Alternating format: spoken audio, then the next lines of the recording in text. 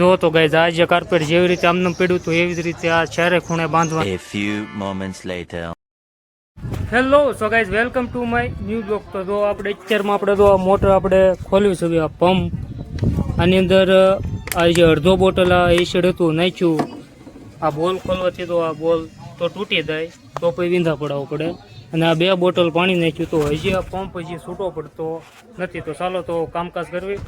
તડકો છો છે બહુ ગાઈસ. તો મિનિમમ અડધી પોણી કલાક બળ કર્યા પછી તો પંપ આપણે છૂટો પડી ગયો છે. આ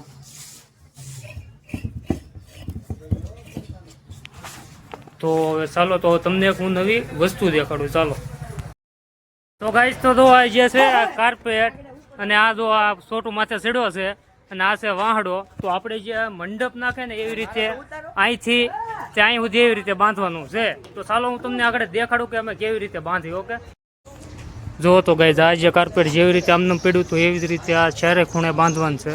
કારણ કે તડકો ન આવે એ માટે. જો તો આ શેડો અહીંયા બાંધ્યો છે. આ ભાઈબંધે આપણે શેડો અંબાયો છે. કતો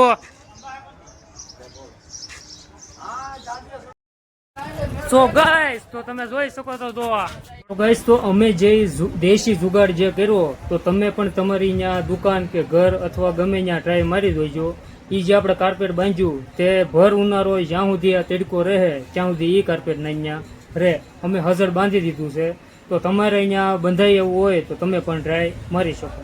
સાવ સિમ્પલ સાવ નોર્મલ. તબ તક કે લીએ ચાલો તો મળીએ બીજા નેક્સ્ટ વિડીયો.